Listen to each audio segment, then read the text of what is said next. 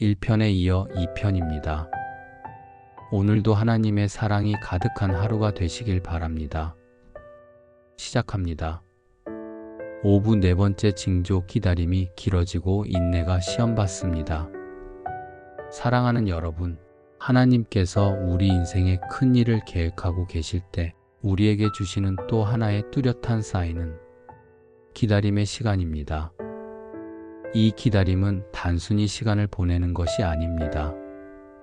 그 속에는 하나님께서 의도하신 깊은 의미와 목적이 담겨 있습니다. 우리는 빠른 응답을 원합니다. 기도하면 곧바로 응답되길 원하고 문을 두드리면 곧 열리길 기대합니다. 하지만 하나님의 타이밍은 우리의 생각보다 훨씬 크고 훨씬 깊습니다. 어느 날 기도했는데 아무런 변화가 없는 것 같을 때가 있습니다. 말씀을 읽고 예배를 드려도 삶은 여전히 답답하고 응답은 멀게만 느껴집니다. 그럴 때 우리는 이렇게 말합니다. 하나님, 지금 듣고 계신 거 맞나요? 왜 이렇게 오래 기다리게 하세요? 전 더는 못 기다릴 것 같아요. 하지만 여러분, 이 기다림은 하나님의 침묵이 아니라 하나님의 준비입니다. 성경을 보면 하나님께 크게 쓰임받은 인물들은 예외 없이 오랜 기다림의 시간을 경험했습니다. 요셉을 다시 떠올려 보십시오. 어린 나이에 꿈을 꾸었고 하나님께서 그를 높이시리라 약속하셨지만 그 꿈이 성취되기까지 무려 13년이라는 시간이 필요했습니다.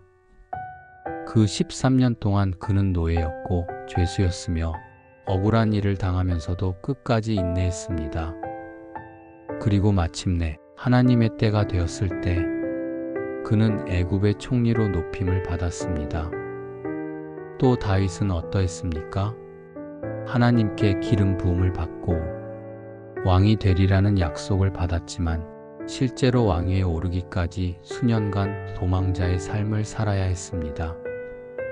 그가 도망다니는 그 기간 동안 하나님은 그의 성품을 다듬으셨고 하나님의 뜻을 따라 이끄는 지도자로 훈련하고 계셨던 것입니다. 여러분, 이처럼 기다림의 시간은 헛되지 않습니다. 그 시간은 하나님의 손에 붙잡힌 가장 강력한 성숙의 도구입니다. 야고보서 1장 2절과 3절은 이렇게 말씀합니다. 내 형제들아, 너희가 여러 가지 시험을 당하거든 온전히 기쁘게 여기라. 이는 너희 믿음의 시련이 인내를 만들어내는 줄 너희가 알미라. 그리고 이어서 4절은 이렇게 덧붙입니다. 인내를 온전히 이루라. 이는 너희로 온전하고 구비하여 조금도 부족함이 없게 하려 함이라.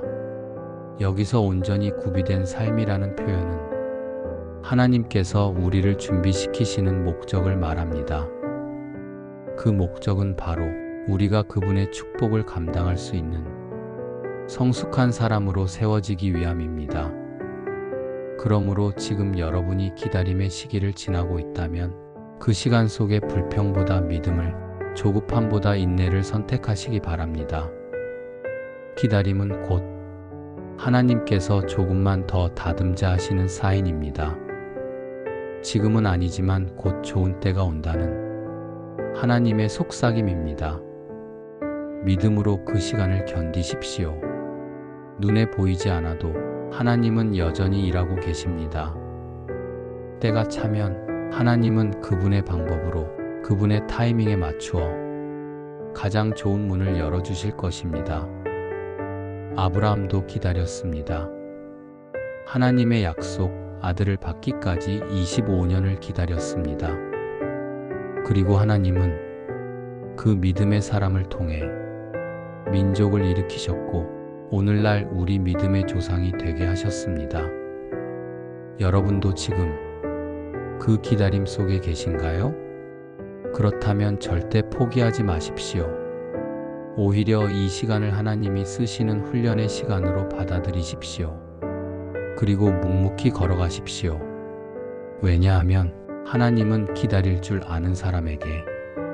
가장 큰 축복을 맡기시기 때문입니다. 6부 5번째 징조 설명할 수 없는 기대감과 평안이 마음에 찾아옵니다.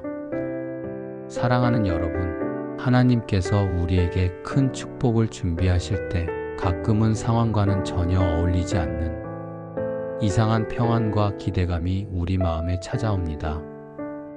겉으로 보기엔 아무것도 달라진 게 없습니다. 오히려 상황은 여전히 어렵고 주변 환경도 여전히 답답합니다. 그런데 이상하게 마음은 조용히 평안합니다. 그리고 설명할 수는 없지만 곧 뭔가 좋은 일이 일어날 것 같다는 이유 없는 기대감이 찾아옵니다. 혹시 이런 경험 해보신 적 있으신가요? 누군가 물어봅니다. 요즘 뭐 좋은 일 있어요? 아니요, 특별한 건 없어요. 그런데 그냥 좋을 것 같아요. 이건 단순한 긍정적 마인드가 아닙니다. 하나님께서 우리의 영에 미리 알려주시는 신호입니다. 이사야서 55장 9절에서 하나님은 이렇게 말씀하십니다. 하늘이 땅보다 높음 같이 내 길은 너희 길보다 높으며 내 생각은 너희 생각보다 높으니라. 하나님의 계획은 우리가 지금 눈으로 보는 것보다 훨씬 크고 깊습니다. 그래서 때때로 그분은 먼저 우리의 마음 안에서 조용히 일하십니다. 다니엘이 21일 동안 금식하며 기도할 때를 기억하시나요? 그는 응답이 보이지 않아도 그 마음 안에 계속해서 평안과 확신을 가지고 있었습니다. 하나님은 다니엘의 믿음을 사용하셔서 하늘의 전쟁을 움직이셨고 결국 응답은 그에게 도달했습니다.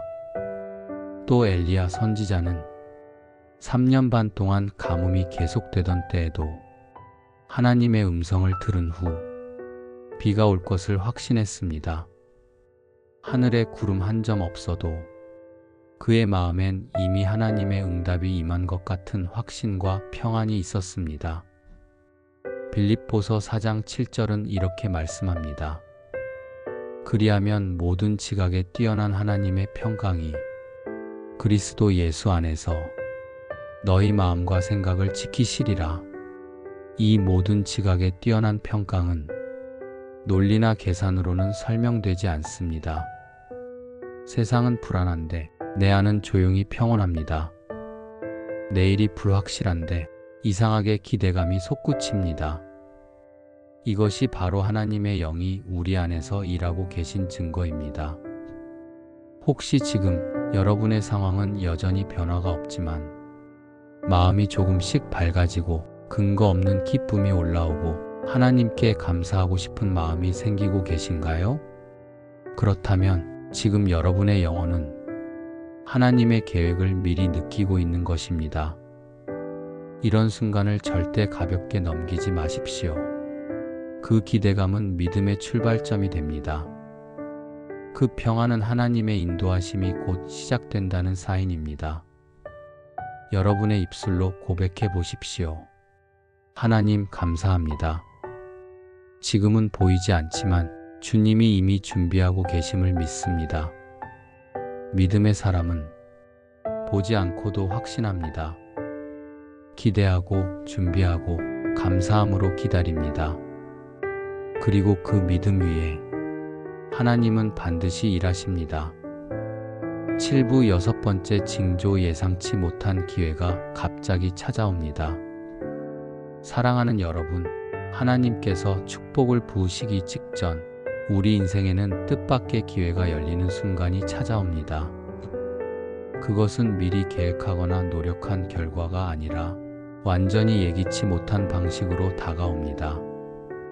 예를 들면 오랫동안 연락이 끊겼던 사람이 갑자기 연락을 해오거나 생각도 못했던 자리에서 중요한 사람을 만나거나 전혀 준비하지 않은 상황에서 면접이나 새로운 프로젝트가 문처럼 열리기 시작하는 것입니다. 이럴 때 우리는 당황합니다. 이게 무슨 일이지? 이건 내가 생각하던 방식이 아닌데. 그러나 그 기회가 아무리 작고 사소하게 보일지라도 여러분, 결코 무시하지 마십시오.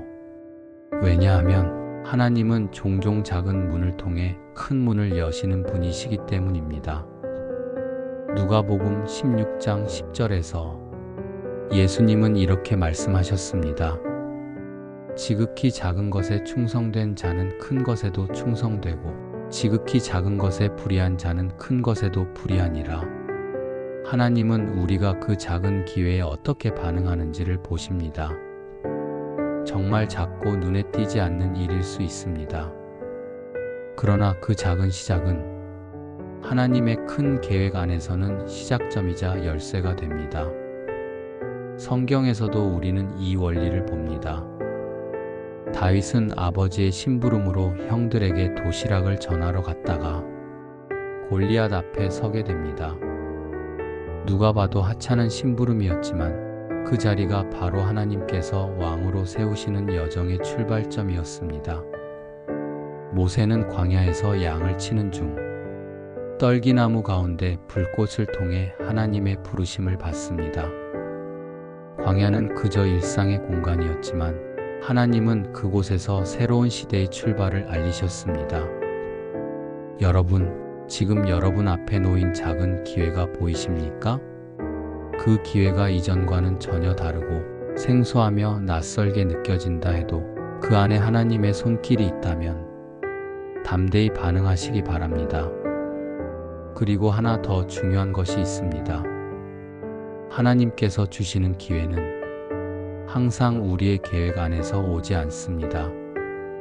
우리는 일정과 계획표를 정해두고 하나님, 이 시간에 이 방향으로 열어주세요 라고 하지만 하나님은 우리의 틀을 넘어서서 더 크고 놀랍게 일하십니다.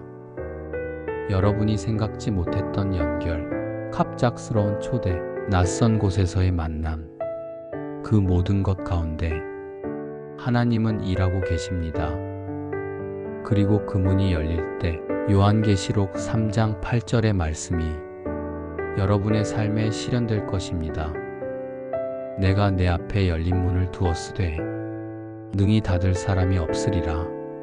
사랑하는 여러분, 하나님께서 여신 문은 어느 누구도 닫을 수 없습니다. 작은 기회를 소중히 여기십시오. 그 자리에 성실하십시오. 그 순간에 최선을 다하십시오. 하나님은 그 충성됨을 기뻐하시고 그를 통해 더 크고 놀라운 일을 이루실 것입니다. 8부 7번째 징조, 필요한 도움과 자원이 예상치 못하게 채워집니다.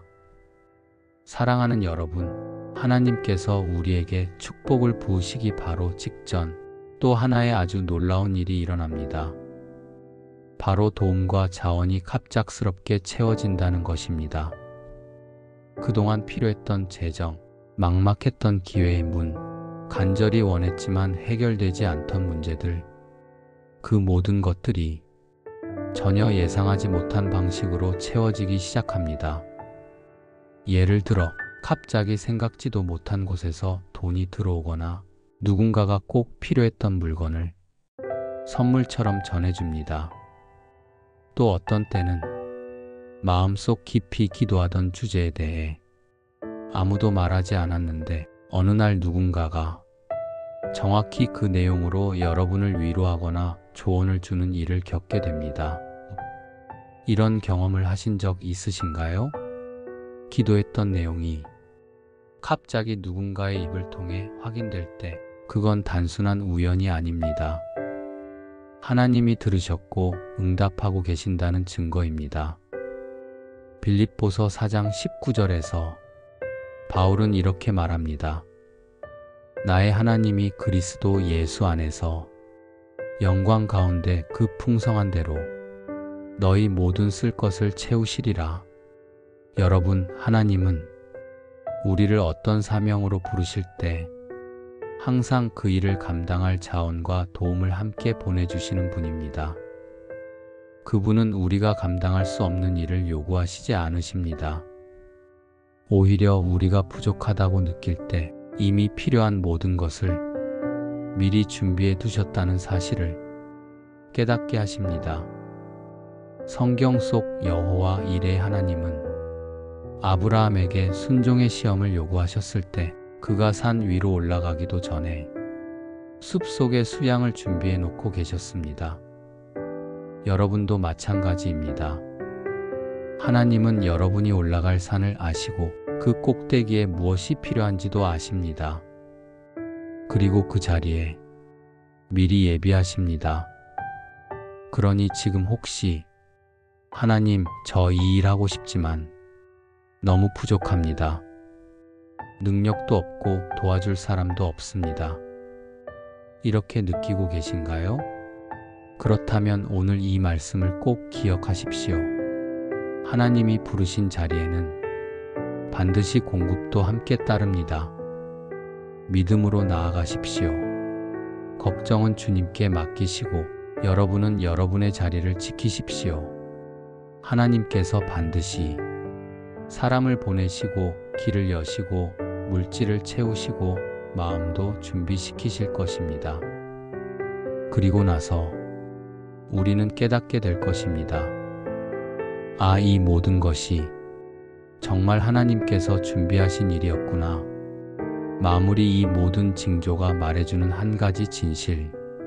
사랑하는 여러분, 우리는 지금까지 하나님께서 축복을 주시기 전에 보여주시는 7가지 징조에 대해 함께 나눴습니다.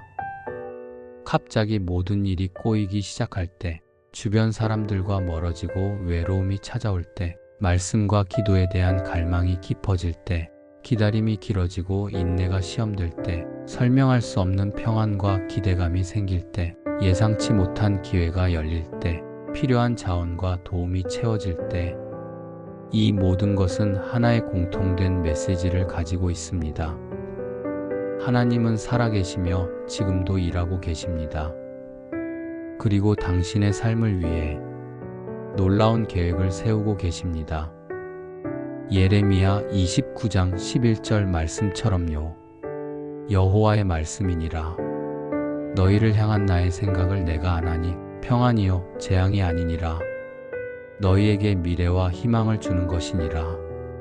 지금 여러분의 삶이 혼란스럽고 버겁고 때로는 너무 조용해 보여도 하나님은 그 고요 속에서 놀라운 축복을 준비하고 계십니다.